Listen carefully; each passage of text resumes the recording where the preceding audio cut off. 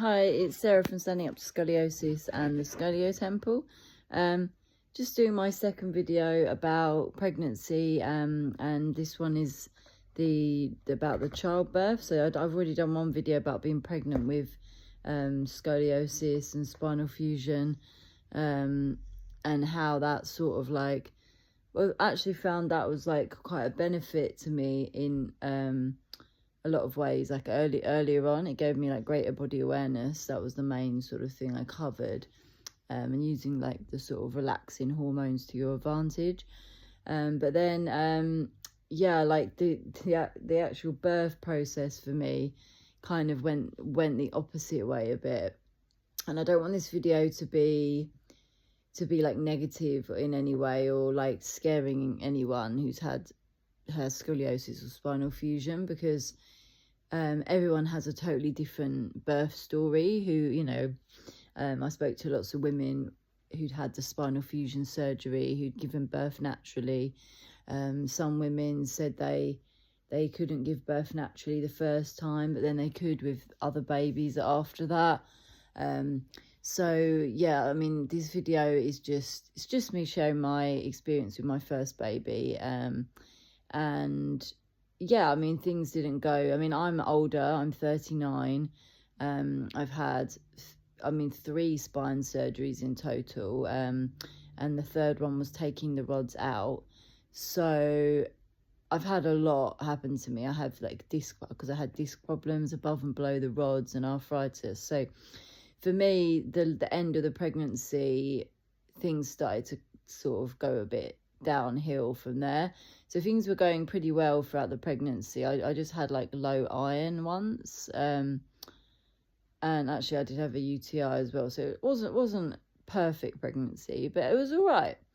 But yeah, like towards the end, I started feeling a lot of pressure and swelling in a lot of my joints, and my ankles got very swollen, and it led to high blood pressure, and also I had some restrictions with my breathing as my body was trying to go into labor. So yeah, it basically, the hospital wanted to induce me around 40 weeks.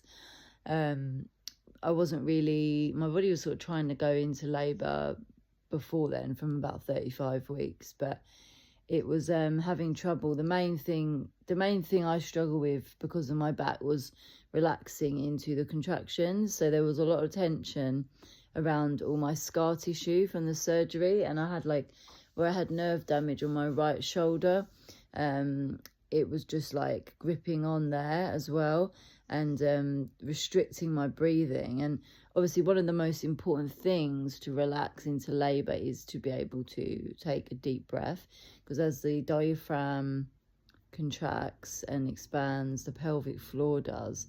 They're very connected together. So yeah, I mean, I did a lot of preparation, as much as I possibly could have, like literally learned knowing so much about anatomy, doing so many exercises, pregnancy Pilates, yoga, Feldenkrais. I did hypnobirthing, I did antenatal aqua class. Like, I don't think you could have done more preparation than I did. I spoke to loads of people. I did an NCT antenatal class. Heard lots of people's birth stories. Had a sort of idea of a birth plan in my head that was like the ideal that I wanted.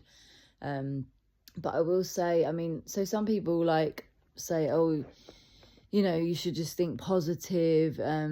But yeah, the reason I wanted to do this video is not to try and scare anyone, because obviously everyone's having a totally different story and everyone's life is totally unique and personal to them.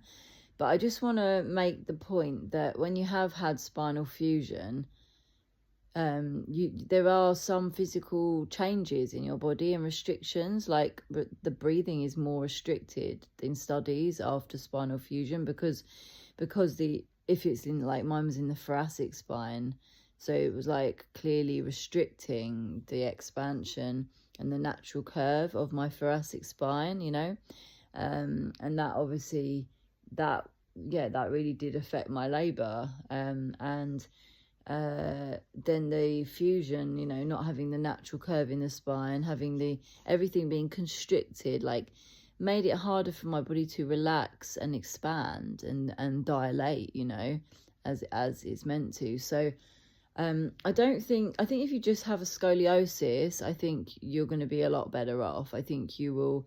I mean, some people might struggle a little bit to relax, even with the scoliosis, especially if they're older and they have a lot, you know, a lot of back pain already. But if you're pretty young and flexible, or you're just not in lots of pain with your scoliosis, I'm sure, I don't see any reason. But then again, everyone's scoliosis is unique. But yeah, it was more this fusion surgery, the literal physical restrictions that it caused, like stopping me relaxing and expanding, you know, into childbirth. And then obviously, yeah, that it caused me to have high blood pressure. But then some of the medical reasons why they wanted to induce me, because of high blood pressure and the swelling in my joints and stuff, and the restriction in my breathing, some of those things I don't think would have been as bad when I was younger. So I think things would have gone a lot better when I was younger, with less swelling in my joints that built up throughout the years with the arthritis and disc issues. But yeah, I mean, there is a lot you can do with mind over matter, and the hypnobirthing is great. Like, I highly recommend it. But I just think that sometimes when there's a physical change in your body, there's only so much your mind can do to overcome this and to go into a flow, like a natural rhythm and flow. Because I did overcome a lot. Like, I use a TENS machine a lot to overcome the tension in my scar tissue when the nerve damage from the surgery. And obviously I did lots of breathing exercises. I had the hypnotherapy tools to help with that, to relax, which was great. And I also had some of the gas and air in the hospital. And eventually I did relax into natural labour. I stopped the induction halfway through because I didn't want to carry on, because I didn't realise that it was forced my body like quicker than I was capable of. And because of all the restrictions and tensions in my body already, I didn't go down well with me. It would become too painful, like, and it made my blood pressure go up even more. So it wasn't like that high initially. It was like, you know, but then it made it go up like so high that then they wanted to actually give me medication to control my blood pressure, and, you know, once the induction had started. So yeah, I wouldn't do that again. But yeah, I just didn't know. I was worried like it could turn into preeclampsia, and, you know, they made me very worried at the hospital. And I did feel like I was feeling quite miserable with the swelling in my joints, and feeling like I was gonna pop. Like, by this point I was, you know, 40 weeks pregnant. So yeah, but anyway, hindsight, you might you know, a lot of women do things differently with their next pregnancies. But yeah, I just want to just makes people aware, I guess, that sometimes some physical restrictions from, you know, from trauma and injury and surgery can be overcome as well. Like, you can relax and release scar tissue, and there's, you know, some people, it just depends on each person's surgery. Like, obviously if you have a fusion in your like sacrum or lower back, you know, you can see why physically that is going to be even more risky for a natural childbirth.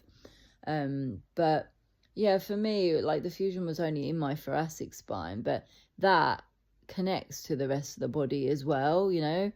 And that did impact me, and I do wonder, like, whether that's something that I could overcome more of and work on more for another, you know, if I had another baby, maybe I might progress further and be able to give birth naturally. I'm not sure. I kind of feel like I did progress in this first birth, to the point where I was going into labour naturally. I was relaxing into it eventually, but the problem was I still wasn't dilating enough, and I felt like the contractions were squashing, like something felt disjointed, like it didn't feel like it was flowing as it should do. I didn't feel like everything was expanding as it should do. And I got quite worried about my baby. And yeah, I mean, in the end, I had to have an emergency C-section because I had an infection, like probably caused from an examination. Like it felt like it come from that. And his heart rate was raised. So when I was having the contractions, when at this point when I was in natural labour, it felt like it was raising his heart rate too much. So I don't know how much of that was the infection or how much was that maybe he was being squished too much because my body was too constricted and tight. Kind of felt like a bit of both to me, to be honest. But yeah, I wasn't in natural labour for that long because the heart rate then was high on the monitor, so they rushed me in for C-section. But yeah, I don't want this video to scare anyone who's had spinal fusion surgery. You know, remember that I'm 39. I had disc issues and arthritis. So there was other medical things going on, you know, and I had chronic infection. So I got pregnant a year after having my metal rods out from 2 years of chronic infections. So my overall health wasn't as, you know, as good as it should be. I'm not probably in the worst health I've ever been in my life, where I used to be quite fit and active when I was younger. Like did lots of, you know, running, swimming, cycling. Like I could do a lot more. Like, so yeah, I think if you're like generally in good fitness, but you just have like a bit of back pain and you're like maybe younger, like was it over 35? They consider geriatric mums now. And it is true that even people without scoliosis or any back, you know, specific health issue, the failure to progress with labour and having a C-section is actually very common anyway. So there could be other factors. It could be like biochemical, psychological, emotional, you know, to do with your female hormones and the levels of oxytocin, natural oxytocin you have. So like, I'm not saying like all physical restrictions can't be overcome. I'm just planting a thought that maybe we need to be realistic if we've had fusion surgery, like that it could be a possibility, like that things might not go as smoothly with a natural labour as you would hope. And I'm only just saying this not because I want people to think that would happen, but I just want people to be able to prepare and sort of do all the right things they can, you know, like to like learn how to relax into it and to get the highest level of oxytocin they can. Like I just sort of just will think that it's something maybe that people should be aware of, but maybe not. I mean, maybe if you're going to relax into it and it's going to happen and go well, it's going to happen anyway, and it's out of your control, like, because it is quite I mean, there is a lot you can do, but at the same point, the time you get pregnant and then you give birth, like, overall probably is up to a god, like a higher power. Like that's what it feels like when you go into labor, like whether your body is really ready and in the right place to give birth. It might, you know, there might only be so much you can do, maybe like to ease the pain and make the process flow more, transfer easier, like. So I mean, I don't know, I think you just have to go with the flow with whatever happens to you. And yeah, I mean, I think definitely think about some things you could do to prepare, research, you know, about the monitoring machine and how, yeah, I think it's good to do research. But as I said, I mean, I did lots of research, did lots of classes, and it still didn't work out. So equally, you could probably just do nothing and wing it, and just what happens, and you might be just as good, just as well off. So I was too scared to do that. I thought this could be my only baby. I want to give it everything I've got and get the most out of it. And I'm definitely glad I had that TENS machine. I would definitely recommend, because some people with scoliosis have said they have like this back labour, like this tension with their back. Even women who have given birth naturally, a lot of them are saying they have a lot of pain and tension in their back still. So definitely recommend the TENS machine and breathing exercises. And another thing I found great throughout my whole, might have mentioned in the last video, was Hope for Pelvic Floor, Claire Sparrow, her Pilates pregnancy book and courses. Definitely they were helpful as well. So yeah, I do find some things that I felt very constructively beneficial for myself with pregnancy and childbirth. And there's other things that I found helpful to help me heal from the C-section after, like particularly loving this myrrh essential oil for killing any like bacteria or stuff like that can get stuck around the scar and around the womb area, like especially if you had an emergency section because you were in labour when they did the operation. It can cause more tension and spasm and pain, and stuff can get stuck in there more. Like you want everything to clear out naturally. So yeah, myrrh essential oil is great.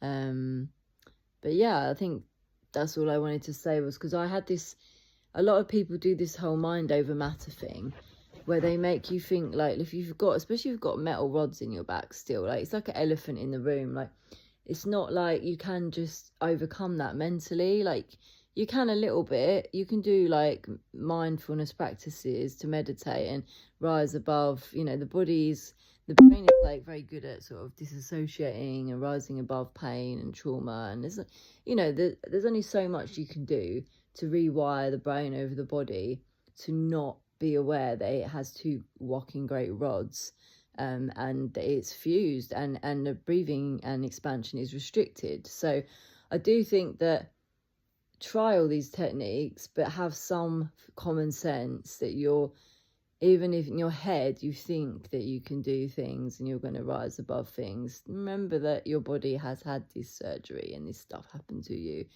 And yeah, I mean, I haven't really got lots to say about the scoliosis and how that could have affected me with childbirth and labour, other than I do think that, you know, the way my mum was induced with me and I was born breech, I think is partly the cause of my scoliosis, because I think synthetic hormones using induction, and there are hormonal issues related to scoliosis, like if it's grown during adolescence.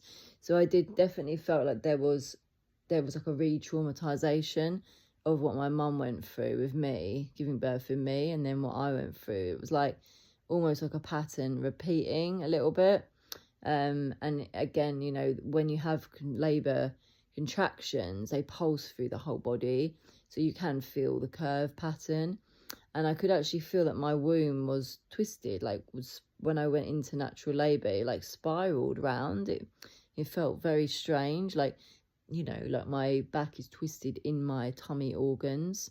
But yeah, I mean, I don't have a lot more to say about it because my scoliosis has been surgically corrected, so it would have been interesting to have labour without having had surgery and to have actually given birth like naturally. That would have been great. I'd love to speak to someone who has like quite a big scoliosis and who has given birth naturally.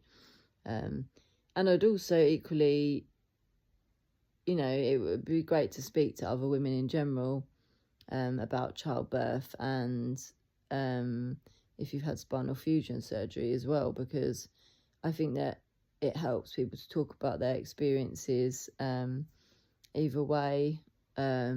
Even if you're giving birth naturally, some women can have some, you know, it can be quite painful and traumatic still. So yeah, I think it's good for people to talk in general rather than hold stuff in, even though it's a subject area that can be scary to talk about in public to people, like embarrassing, because like feeling like less of a woman, you know, or like a flawed, imperfect female specimen that's like, you know, you want to do everything perfect as a mum for your, you know, to give your child the best start in life. So it's hard to talk about. But yeah, I'm surprised I've done this video, but I kind of think sometimes, yeah, it's just better for people to, it makes me feel better when I listen to other people's videos and they talk.